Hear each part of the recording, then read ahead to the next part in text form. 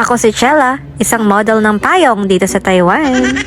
For today's video mga kabangis, samahan nyo ako ngayong araw at ako'y merong photoshoot. Uy, akalain yun may kumuha sa akin bilang subject. Syempre, malayo pa lang ang photoshoot. Naghanap na ako ng isang makeup artist dito sa Kaohsiung at siya si Ate Che at Andrada. 10:30 yung call time pero yung weather ay ayaw talagang makisama. Pero rain or shine, go pa rin ang photoshoot. Sa totoo lang mga kabangis, buhat naging nanay ako, bihira na akong mag-ayos ng aking face. Mahalaga na sa akin yung nakapagsuklay at nakapaglagay lang ng konting pulbos. Last photoshoot ko pala mga kabangis ay yung kasal namin ni Bangis. So isang dekada at isang taon na ang nakakalipas ang photoshoot ko. Nakilala ko pala si Sir JP sa aking TikTok. Nag-comment siya doon na kung pwede ay gawin niya akong model. Model to, char. Noon na napaisip ako kung tatanggapin ko yung project na binibigay niya. Dahil wala talaga akong background sa pagpo-photoshoot, it's my first time alone na magpo-photoshoot. Nag-photoshoot ang Minyo. Nakaka-amaze yung mga photographer na hobby talaga nila yung pagkuha ng mga picture.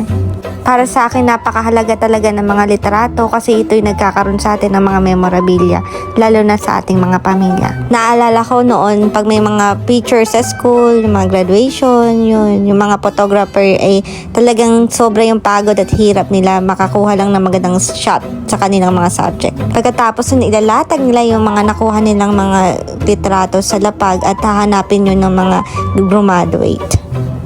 Sobrang babait ng mga photographer na to kasi isipin nyo yun, hindi ka maiilang sa kanila. Yung parang ang tagal na namin silang kakilala. Puro tawanan lang naman ang nangyari.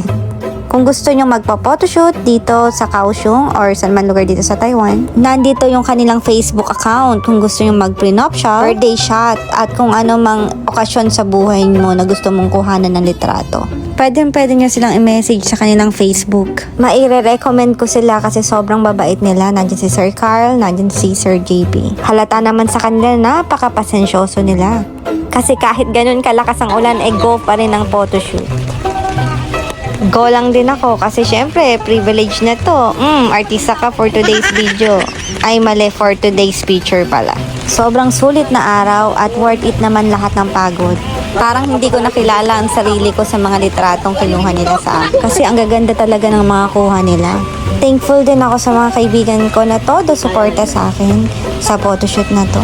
Thank you kay Sir Carl, Sir Adrian, Sir JP, at syempre sa aking hair and makeup artist na si Ate Che Andrada. Sulit na sulit talaga ang araw na to. Yung kay Sarah Heronimo.